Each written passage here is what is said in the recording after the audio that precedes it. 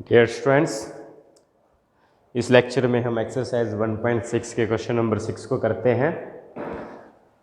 यहाँ पर हमें गिवन है the ends of an inelastic and weightless string 20 centimetre long are attached to point 15 centimetre apart in the same horizontal line.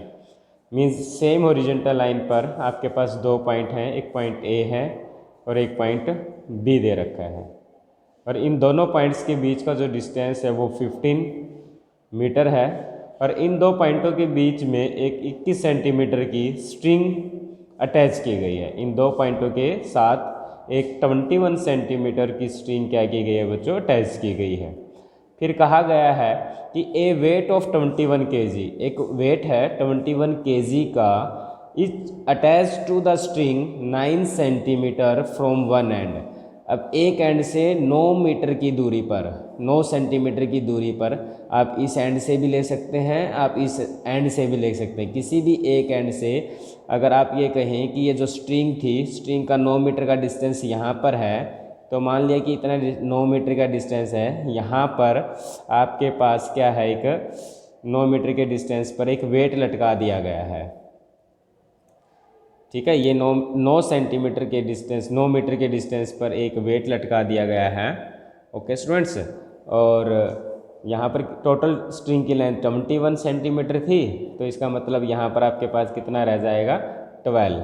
Okay students, total आपके पास यहाँ पर क्या रह जाएगा, 12 सेंटीमीटर। ओके, तो that is here is also 12 centimetre, not here metre, that is also 15 centimetre. Okay, और यहाँ पर जो वेट लटकाया गया है उसकी जो वैल्यू है वो 21 kg दे रखी है। 21 kg का वेट आपके पास एक एंड से 9 मीटर की दूरी पर लटका दिया गया है। अगर ऐसा है तो find the tension in each of the string, तो इस स्ट्रिंग में जो टेंशन प्रोड्यूस हुई उसकी वैल्यू फाइंड आउट करनी है। मान लेते हैं कि इस पोर्शन में जो स्ट्रिंग प्रोड्यूस हुई वो T1 है, इस पोर्शन में जो स्ट्रिंग प्रोड्यूस हुई वो T2 है। ओके, और ये पॉइंट हम कंसीडर कर लेते हैं C। समझ में आ गया बच्चों? ओके, अब आपने क्या देखा कि इस ट्रायंगल के अंदर खासियत ये है कि अगर आप देखें कि 9 का स्क्वायर प्लस 12 का square that is equal to 81 plus 144 that is 225 which is equal to 15 का स्क्वायर। मीन्स ट्रायंगल जो ABC है आपके पास वो क्या है, एक राइट एंगल ट्रायंगल है बच्चों। क्या है, एक राइट एंगल ट्रायंगल है। मीन्स यहाँ पर जो एंगल बन रहा है वो 90 डिग्री का एंगल बन रहा है। ओके स्टूडेंट्स, ठीक है। अब क्या कर लेते हैं, यहाँ से परपेंडिकुलर ड्रा कर दिया C पॉइंट से AB लाइन पर, जो सामने वाली साइड पर 90 डिग्री का एंगल बनाता है। और मान लिया जाए कि ये एंगल अगर आपके पास थीटा है, तो इस ट्रायंगल के अंदर, इस छोटी वाली ट्रायंगल के अंदर आपने देखा कि ये एंगल 90 डिग्री है, ये थीटा डिग्री है, तो ये वाला एंगल कितना होगा? आपको पता है कि ट्रायंगल के तीनों सम का जो तीनों 3 एंगल्स का जो सम होता है वो 180 डिग्री होता है। ये 90 है तो ये थीटा है, तो इसको क्या होना पड़ेगा, 90 माइनस थीटा होना पड़ेगा। और आपको पता है कि एक स्ट्रेट लाइन पर बने हुए एंगल का सम 180 डिग्री होता है, तो इतना एंगल अगर 90 माइनस थीटा है तो ये एंगल कितना होगा, 90 प्लस थीटा। ओके स्टूडेंट्स, इसी टाइप से यहाँ पर एंगल कितना होगा। ओके, पूरा एंगल क्या है, अब ये 90 प्लस थीटा है और यहाँ से लेकर 90 प्लस थीटा है। ये एंगल क्या होगा बच्चों आपके पास, इस एंगल की बात करते हैं। अगर सेम बात करते हैं कि ये 90 डिग्री एंगल है, ये आपके पास पूरा 90 था, ये 90 माइनस थीटा यहाँ आ चुका है, तो ये पूरा एंगल कितना है, 90 है, लेकिन ये एंगल कितना है, 90 माइनस थीटा, तो इसको कितना होना पड़ेगा आपके पास, थीटा होना पड़ेगा। और ये एंगल कितना बच जाता है बच्चों, 180 माइनस में थीटा। ओके, पूरा सिस्टम क्या है बच्चों, इक्विलिब्रियम में है। अगर पूरा सिस्टम इक्विलिब्रियम में है तो हम लेमिस थ्योरम लगाते हैं एट पॉइंट C। तो therefore by Lami's theorem at point C, at point C point पर हमने लेमिस थ्योरम को अप्लाई कर दिया। तो at point C here we have एक T1 है, एक आपके पास T2 है और एक वेट आपके पास 21 है। T1 के साथ एंगल आएगा जो T2 और W के बीच में है, T2 और इसके बीच में एंगल है, that is sine of 90 plus theta. T2 के साथ एंगल आएगा बच्चों जो T1 और W के बीच में है, that is sine of 180 minus theta. और 21 के साथ एंगल आएगा जो इन दोनों के बीच में है, that is sine of 90 degree. तो T1 sine 90 plus theta, that is cos theta, plus T2 sine 180 minus theta, that is sine theta, and T1 by 1। तो therefore we have T1 is equal to 21 cos theta and T2 is equal to 21 sin theta. Now we calculate the value of sin theta and cos theta. Okay students, अब आपके पास जो triangle है ABC triangle है, ठीक है, C point पर आपके पास angle 90 degree है, ये C पॉइंट है, B पॉइंट है, ये A पॉइंट है, यहाँ पर एंगल आपके पास थीटा है। B टू C की जो लेंथ है वो आपके पास 9 है, A टू C की जो लेंथ है वो आपके पास 12 है, A टू B की लेंथ 15 है। तो बाय राइट एंगल ट्रायंगल तो यहाँ से आपके पास साइन थीटा क्या बन जाएगा बच्चों, 12/15, और कोस थीटा क्या आ जाएगा, 9/15। Using the value of sine theta and cos theta we have T1 is equal to 21 and cos theta 9/15, 3 5 जा 3 7 जा 9 7 63/5, 63/5 आ जाएगा बच्चों, ठीक है। और केजी वेट आ जाएगा 63/5। इसी टाइप से अगर आप T2 निकालोगे ये 20 दैट इज़ ठीक है, okay right.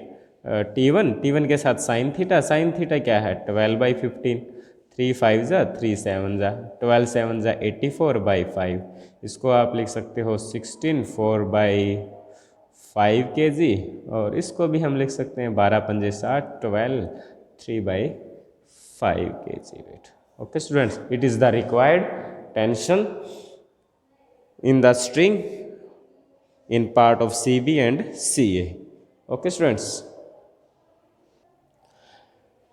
now we discuss question number 7 here.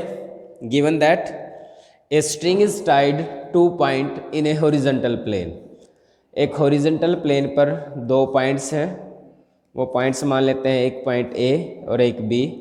इन दो पॉइंटों के बीच में एक स्ट्रिंग को टाइड किया गया है। A ring of weight W can slide freely along the string। और इस स्ट्रिंग के अंदर मान लिया कि इस टाइप से कोई भी स्ट्रिंग है और स्ट्रिंग के अंदर क्या एक रिंग है जिसका वेट कितना है बच्चों, W। एक ring of weight W can slide along the string के अलोंग। ओके, स्ट्रिंग आपके पास एक रिंग में से गुजर रही है, एक रिंग से पास कर रही है, and is pulled bye a horizontal force. ये कहता है कि इस स्ट्रिंग को, ये स्ट्रिंग है, इसके अंदर क्या है, एक रिंग है, और इस रिंग को इस टाइप से हॉरिजॉन्टल फोर्स से क्या कर रहे हैं, पुश कर रहे हैं। हॉरिजॉन्टल फोर्स की वैल्यू क्या दे दी, P दे रखी है, pushed by a horizontal force P। If in the position of equilibrium the portion of the string be inclined at an angle of 45 degree and 60 degree. मतलब उसको इस टाइप से खींचा गया, इस टाइप से खींचा गया कि यहाँ पर जो रिंग है, ये रिंग है, इस पे क्या है, एक हॉरिजॉन्टल फोर्स क्या लगाया गया है, P एक हॉरिजॉन्टल फोर्स लगाया गया है, और इसको इस टाइप से खींचना है कि जो ये स्ट्रिंग है वो हॉरिजॉन्टल के साथ एक तो 45 डिग्री का एंगल बनाती है और एक 60 डिग्री का एंगल बनाती है, और इस सिचुएशन में पूरा सिस्टम आपका इक्विलिब्रियम में है। अगर ये सिचुएशन है तो find the value of P। भी कितना हॉरिजॉन्टल फोर्स हम लगाएं कि जो ये स्ट्रिंग है, ये वाली स्ट्रिंग है, ये हॉरिजॉन्टल के साथ 45 डिग्री का एंगल बनाए, और ये वाली जो स्ट्रिंग है, स्ट्रिंग का ये वाला जो पार्ट है वो हॉरिजॉन्टल के साथ 60 डिग्री का एंगल बनाए, और that is the direction of the weight, W be the weight of the string. Clear है। ए बी दो पॉइंट है हॉरिजॉन्टल प्लेन में, उनके बीच में एक स्ट्रिंग है, स्ट्रिंग के अंदर आपके पास एक रिंग है, रिंग को एक हॉरिजॉन्टल फोर्स से खींचना है और इस टाइप से खींचना है कि स्ट्रिंग का ये वाला जो पोर्शन है, AC जो पोर्शन है वो हॉरिजॉन्टल के साथ 45 डिग्री का एंगल बनाता है और BC वाला जो पोर्शन है वो हॉरिजॉन्टल के साथ बच्चों क्या बनाता है, 60 डिग्री का एंगल बनाता है। क्लियर है students? Okay okay students, now resolving आपके पास फ्रीली मूव कर रहा है, स्लाइड है, रिंग की बात कर रहे हैं, रिंग वाला क्वेश्चन आपने पहले भी किया था, स्मूथ रिंग की बात करते हैं तो स्ट्रिंग के इन जो पोर्शन में जो टेंशन प्रोड्यूस होगी वो इक्वल टेंशन प्रोड्यूस होगी और वो दोनों के केसेस में हम क्या ले लेते हैं बच्चों, T ले लेते हैं। ओके, अब हम इन सभी फोर्सेस को हम रिजोल्व कर लेते हैं, इस टाइप से रिजोल्व कर लेते हैं कि resolve along the P direction. Resolving forces, अब हम क्या कर लेते हैं, resolving forces horizontally, resolving forces horizontally मतलब along the direction of horizontal force, along the direction of horizontal force. सभी फोर्सेस को P की डायरेक्शन में रिजोल्व कर लेते हैं।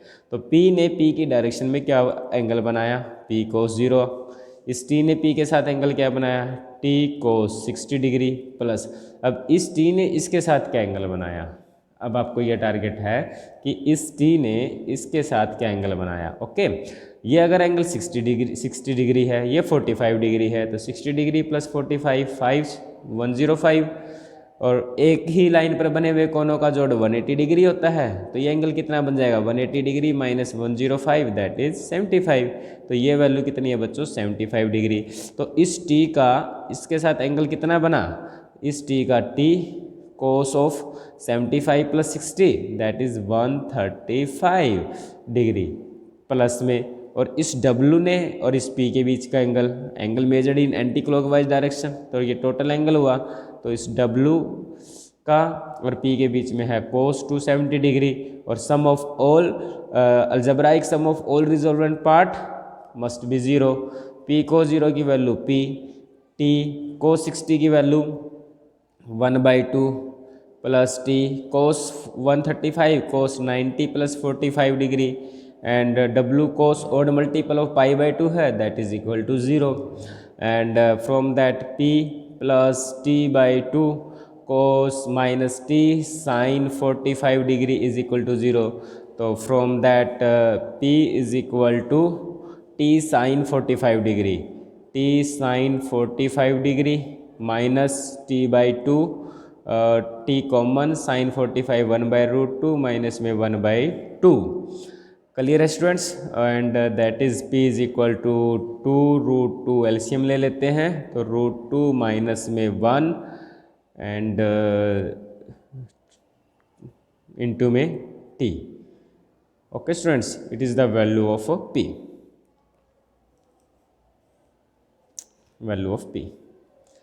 अगेन जब इनको P हॉरिजॉन्टल डायरेक्शन के परपेंडिकुलर रिजोल्व करेंगे तो इसमें जहाँ भी कोस आया था वहाँ साइन रख देंगे, तो ये बन जाएगा आपके पास P sin 0 plus T sin 60 degree, T sin 135 degree plus W sin 270 degree is equal to 0। Sine 0 पे 0, साइन 60 की value √3/2 T sin 135 sin 90 plus 40 cos में चला जाएगा 1/√2 T आ जाएगा। सेकंड क्वाड्रेंट में ये पॉजिटिव होता है, 270 थर्ड क्वाड्रेंट में नेगेटिव होगा फ्रॉम दिस।